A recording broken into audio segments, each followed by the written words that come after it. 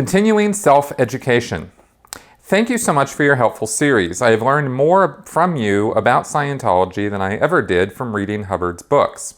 I have a background in psychology and philosophy and was excited back in 1987 to read Dianetics for the first time to find out what I was allegedly missing in my study of the human mind. As I read, I remember thinking how shockingly shallow and offensive the book was, and how poorly written and unedited it appeared to be. I was getting more insight into Hubbard's personality disorders than I was about any modern science of mental health. But I always try to give everything a fair shot. I read the entire book, even though it left a horrible taste in my mouth, with the words charlatan and con artist constantly at the forefront of my critical thoughts. I decided there had to be something to this, however. How could so many TV commercials, book sales, and happy members numbering into the millions be involved in something as shallow and offensive as this? So I acquired a few other books on the subject by Hubbard, all equally full of empty rhetoric and odd self-posturing on his part. Eventually, I told myself that I would reread Dianetics just so that I really didn't miss anything. And in 1995, after the second reading all the way through, I realized there had been nothing there to miss in the first place. My question is, did you or anybody else out there notice these same two things about his books that I did? First, auditing is simply a reformatting of Freudian psychotherapy where the patient keeps free associating until significant events come to mind. Then they continue to talk about them over and over as more detail builds up. Eventually, the goal is to incorporate the subconscious material as it surfaces into the conscious mind where it is finally processed and integrated, causing the patient to feel better about the event. In Dianetics, it appears that Hubbard kept stealing concepts and techniques like this from Freud and other people, renaming them and claiming he discovered them. Second, everything in Dianetics and Scientology seems so quickly fabricated and sophomoric, without much thought put into it, such as the axioms, the 8 dynamics, the tone scale, etc. My college students have come up with observations and data involving more depth and usefulness than Hubbard's. Did he think that charts with terms and numbers would dazzle his followers and validate his claims? In the actual fields of both psychology and philosophy, there have been some amazing and brilliant discoveries and theories made by the sharpest minds of our species.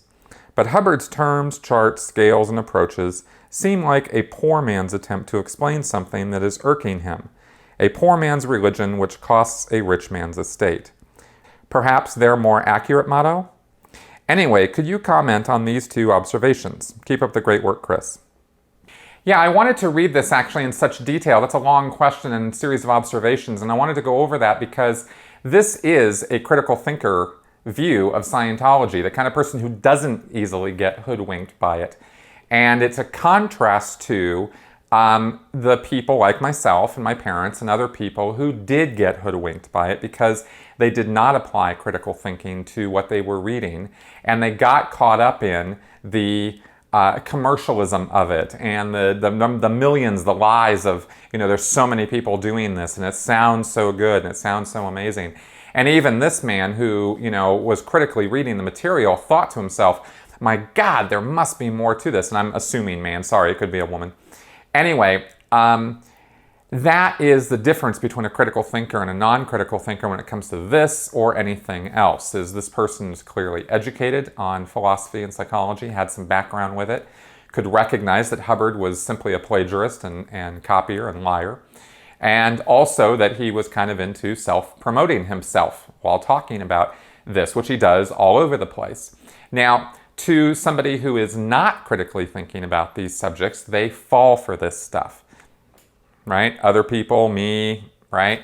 We are not paying a lot of attention to what we're reading as we're reading it. We're reading it so that it will, to see what agrees with our own biases, our own viewpoints, our own ideas about things. And if it meets that criteria, if it matches up with enough of what we're already thinking, oh, this must be really good stuff. And that's a real object lesson in how to avoid getting caught up in this stuff in the first place. And that's a lesson I wish somebody had taught me earlier in my life, because that's not how I would read things, especially when I was reading Dianetics and Scientology materials. I was reading them so as to agree with them. That was the view with which I was studying Dianetics and Scientology, and that's why I didn't observe the things that this person observed until after I got out. And unfortunately, that's the case with a lot of ex-cult members, is they are not able to critically view what it was that they were involved in until, after they come out of the, euphoria of how wonderful it is and are able to look more objectively at it. So I think the reason that, I think that's what's going on mentally with people when they're studying this stuff from a non-critical angle. And I wanted to give this out there because this question all by itself is kind of an answer to how do I avoid falling into these pitfalls and traps and whatnot that people like L. Ron Hubbard lay for the unwary and the uncritical, right? A little bit more education, a little bit more critical observation or analysis of what they're studying, and they wouldn't have fallen for Hubbard's nonsense in the first place. So that's some comment on that.